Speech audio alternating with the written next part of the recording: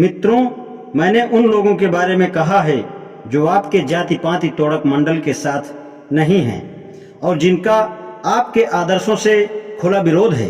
कुछ ऐसे लोग भी हैं जो ना तो आपके साथ हैं और ना ही आप उनके साथ। मैं संकोच कर रहा था कि क्या मैं उनके विचार व नज़रिए पर भी अपने विचार व्यक्त करूं या नहीं, लेकिन एक बार फिर सोचने के बाद मैं इस नतीजे पर पहुंचा कि मुझे उन पर भी विचार जरूर व्यक्त करने चाहिए। इसके दो कारण हैं। पहला कि जाति की समस्या के प्रति उनका नजरिया व व्यवहार सिर्फ तटस्थ ही नहीं बल्कि उसमें उद्देश्यपूर्ण तटस्थता वाला भाव है। दूसरा कारण यह है कि ये लोग बहुत संख्या में हैं। इनमें से एक वर्ग ऐसा है जिन्हें हिंदुओं की जात पात की व्यवस्था में ना तो कुछ अजीब लगता है और ना ही कोई घृणा पैदा करने वाली बात दिखाई देती है। ऐसे हिंदू लोग मुसलमान, सिख और ईसाई समाज का उदाहरण देते हैं और वे इस बात से खुश होते हैं कि उनके बीच भी तो जातियां हैं। इस सवाल पर विचार करने के लिए आपको शुरू से ही यह बात दिमाग में रखनी चाहिए कि मानव समाज कहीं भी एक इकाई नहीं है। समाज हमेशा बहु इकाई वाला रहा है, अर्थात बहुल रूप में रहा है। दुनिया के मानव समाज में व्यक्ति एक किनारा है तो समाज दूसरा किनारा या सीमा पर है। इन दोनों सीमाओं के बीच कम या ज्यादा संख्या में या छोटे बड़े सभी प्रकार की सामाजिक संस्थाएं, परिवार, मित्रता, सहकारी संस्थाएं, व्यापारिक दल, राजनीतिक पार्टियां तथा चोर लुटेरों के गिरोह होते हैं। ये छोटे छोटे गुट आमतौर से आपस में मजबूती से जुड़े होते हैं और कई बार ये उतने ही अलगाव व अलग पहचान को पसंद करते हैं जितना कि जातियां। उनकी विचार व कार्य प्रणाली बहुत ही संकीर्ण होती है जो कि कई बार तो समाज विरोधी होती है। यह बात यूरोप व एशिया के हर समाज पर लागू होती है। यह तय करने के लिए कि कोई समाज आदर्श समाज है या नहीं, इसके लिए यह नहीं पूछा जाना चाहिए कि वह गुटों में विभाजित है या नहीं, क्योंकि वर्ग तो सभी समाजों में होते हैं। आदर्श समाज तय करने के लिए जो सवाल पूछे जाने चाहिए वे चेतन और समान रूप से पहुंचाए जा रहे हैं। उस समाज का अन्य समाजों से कितने अधिक मजबूत सामाजिक संबंध हैं, आपसी संबंध कैसे हैं तथा अन्य समाजों से मिलकर कहां तक पूरी तरह स्वतंत्रता से काम कर रहे हैं। क्या उस समाज के विभिन्न गुटों, वर्गों और जातियों को तोड़ने वाली ताकतों के मुकाबले उन्हें जोड़ने वाली ताकतों से ज्यादा है? वहां वर्गों के इस सामूहिक जीवन को क्या सामाजिक महत्व दिया जाता है? क्या शुद्ध रूप से यह रीति रिवाज या सुविधा के लिए है या धार्मिक मुद्दा है? इन सवालों को ध्यान में रखते हुए यह फैसला किया जाना चाहिए कि हिंदू समाज की जाति व्यवस्था गैर हिंदू समाज की जाति व्यवस्था जैसी ही है या नहीं। यदि हम एक तरफ मुसलमानों, सिखों और ईसाइयों की जातियों और दूसरी तरफ हिंदुओं की जातियों के विचारों की कसौटी पर गौर करें तो हमें मालूम होगा कि गैर हिंदू समाजों की जाति प्रथा हिंदू समाज की जाति प्रथा से बहुत अलग है। पहला कारण तो यह है कि हिंदू समाज में अलग अलग जातियों के लोगों को आपस में घनिष्ठता बढ़ाने व बांधने वाला तत्व या भाव नहीं है, जबकि गैर हिंदू समाज में ऐसी कई बातें व संबंध हैं जो उनको आपस में साथ रखकर एकता में बांधे रखते हैं। किसी भी समाज की ताकत समाज में मौजूद विभिन्न जातियों व वर्गों के बीच आपसी मेल मिलाप के बिंदुओं और संपर्क व आदान प्रदान की संभावनाओं पर निर्भर करती है। दार्शनिक कार्लाइन ने इनका नाम ऑर्गेनिक तंतु अर्थात लचीले तंतु कहा है, जो रबड़ के जैसे धागे या रिश्ते हैं जो समाज के टूटते हिस्सों को एक दूसरे के पास लाकर आपस में जोड़ते हैं। हिंदू समाज में जाति प्रथा के कारण समाज में जो बिखराव व टूटन हुई है उस अलगाव को जोड़ने वाली शक्तियां नहीं हैं, जबकि गैर हिंदू समाजों में ऐसे बहुत सारे इलास्टिक ऑर्गेनिक फिलामेंट हैं जो एक दूसरे को एकता में बांधते हैं। इसके अलावा इस बात पर ध्यान जरूरी है कि हिंदू समाज की तरह ही गैर हिंदू समाजों में भी जातियां हैं, लेकिन गैर हिंदू समाजों में जाति का वह सामाजिक महत्व या रुतबा नहीं है जो हिंदुओं में है। किसी मुसलमान या सिख को पूछो कि वह कौन है तो वह आपको बताएगा कि वह मुसलमान है या सिख है। वह अपने जवाब में अपनी जाति भी नहीं बताता है, जबकि उसकी जाति है, लेकिन इतने उत्तर से ही आप संतुष्ट हो जाते हैं। जब वह आपको बताता है कि वह मुसलमान है तो आप उससे आगे यह नहीं पूछते हैं कि शिया है या सुन्नी, शेख है या सैयद, खटिक है या पिंजारा।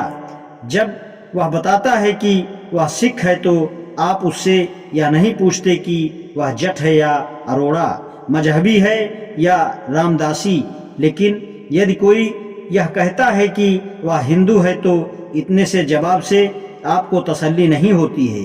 आप उसकी जाति पूछने के लिए मजबूरी सी महसूस करते हैं, और जब तक उसकी जाति के बारे में पता नहीं चलता आपको चैन नहीं होता है। आखिर ऐसा क्यों है? यह इसलिए है कि हिंदुओं के बारे में जाति का इतना अधिक महत्व है कि इसकी जानकारी के बिना आपको विश्वास ही नहीं होता कि वह किस प्रकार का व्यक्ति है। जाति बंधन तोड़ने के नतीजों पर विचार करने से यह बात साफ हो जाती है कि हिंदू समाज में जाति का जो खास प्रभाव है वह गैर हिंदू समाज में नहीं है। सिखों व मुसलमानों में जातियां तो हैं, लेकिन यदि कोई सिख या मुसलमान अपनी जाति की सीमा या बंधनों को तोड़ता है तो उसका जाति से बहिष्कार नहीं किया जाता है। सच तो यह है कि सिख या मुस्लिम समाज का सामाजिक बहिष्कार का तो दूर से भी वास्ता नहीं है, लेकिन हिंदुओं के मामले में स्थिति बिल्कुल अलग है। हिंदू को यह अच्छी तरह से पता होता है कि यदि उसने जाति के बंधनों को तोड़ा तो निश्चित रूप से उसे जाति से बाहर कर दिया जाएगा। इससे हिंदू व गैर हिंदुओं के लिए जाति के सामाजिक महत्व के बारे में पता चलता है। यह दोनों के बीच फर्क का दूसरा कारण है, लेकिन एक तीसरा और अधिक महत्वपूर्ण फर्क भी है। गैर हिंदू समाजों में जाति कोई धार्मिक पवित्रता या उच्चता नहीं रखती, लेकिन हिंदुओं में तो जाति का बड़ा धार्मिक महत्व है।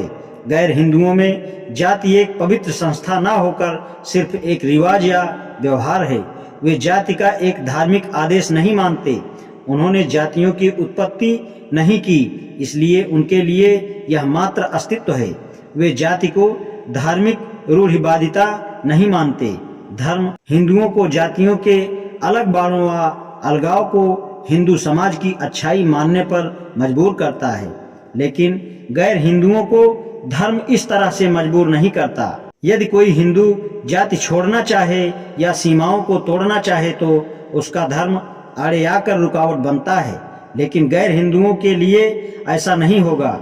इसलिए हिंदू यह जाने बिना कि गैर हिंदुओं के जीवन में जाति का क्या स्थान है और क्या उनमें सामाजिक भावना को जाति की भावना से ऊपर ले जाने वाले ऑर्गेनिक फिलामेंट उस समाज में है या नहीं है, यह जानने की जरूरत समझे बिना कि गैर हिंदुओं में भी जातियां हैं। इस बात से हिंदुओं को खुश होना बहुत खतरनाक भ्रम है। हिंदू जितना जल्दी इस दिमागी भ्रम से छुटकारा पा ले उतना ही अच्छा है।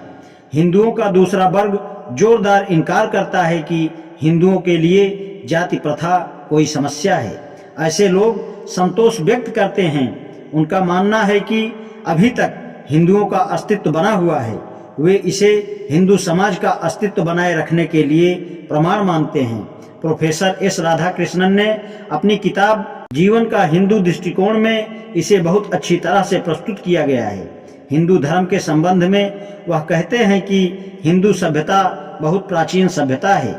इसका इतिहास 4000 वर्ष से अधिक पुराना है और उस समय भी यह समाज सभ्यता की स्थिति तक पहुंच चुका था।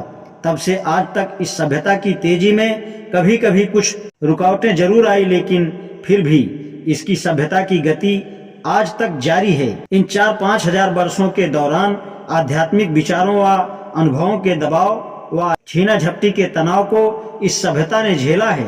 हालांकि इतिहास की शुरुआत से ही भारत में विभिन्न वंशों, सभ्यताओं व संस्कृतियों के लोग आते रहे हैं, लेकिन हिंदू की विशिष्टता कायम रही है और यहाँ तक कि राजनैतिक शक्तियों की मदद से धर्म परिवर्तन कराने वाले धर्म व पंथ भी हिंदुओं को अपने विचार मनवा लेने के लिए मजबूर नहीं कर सके। हिंदू सभ्यता में कोई जीवन शक्ति जरूर है जो अन्य ज्यादा मजबूत प्रभावों को बेअसर कर देती है। हिंदू सभ्यता की चीरफाड़ कर पता लगाना कुछ ऐसा ही होगा जैसे किसी पेड़ को सिर्फ यह देखने के लिए काट देना कि इसमें अभी भी रस बह रहा है या नहीं। इस विषय में प्रोफेसर राधाकृष्णन का बड़ा नाम है, इसलिए वह जो कुछ कहते हैं उसमें गंभीरता होती है और पाठकों के दिमाग पर गहरा असर डालते हैं। लेकिन मैं अपने मन की बात कहने से नहीं झिझकूंगा। मुझे आशंका है कि कहीं उनका कथन इस गलत विवाद का आधार न बन जाए कि केवल अस्तित्व के बने रहने की सच्चाई ही भविष्य में बने रहने या खत्म हो जाने का नहीं है, बल्कि सवाल यह है कि वह समुदाय किस धरातल पर सम्मान से जीवित है। अस्तित्व में बने रहने के कई तरीके हैं, लेकिन सभी एक जैसे सम्मानजनक नहीं हैं। हर व्यक्ति व समाज के लिए जीवित रहने और सम्मान व मूल्य के साथ जीवित रहने के बीच जमीन आसमान का अंतर है। किसी युद्ध में कड़ा मुकाबला करके गौरवपूर्ण जीवन जीना एक ढंग है, युद्ध में पराजित होना, आत्मसमर्पण करना और एक बंदी का जीवन गुजारना भी जीने का एक ढंग है। हिंदुओं के लिए यह सोचकर प्रसन्न होना कि उनके समाज का अस्तित्व बचा रहा बेकार की बात है। उन्हें विचार करना चाहिए कि उनके जीवित रहने यानी जीवन की गुणवत्ता क्या है, और यदि ऐसा विचार किया जाता है तो मुझे विश्वास है कि हिंदू लोग हिंदुत्व का अस्तित्व बने रहने की बात पर गर्व करना छोड़ देंगे। एक हिंदू का जीवन लगातार हारों की दास्तान है और जो कुछ उसको चिरस्थायी जीवन नजर आता है वह वैसा नहीं है, बल्कि असल में ऐसा जीवन है निरंतर समाप्त हो रहा है। यह अस्तित्व में रहने का ऐसा ढंग है जिस पर कोई भी समझदार हिंदू शर्म महसूस करेगा और वह सच्चाई को मानने से नहीं डरेगा। आज इतना ही, शेष आगे। धन्यवाद।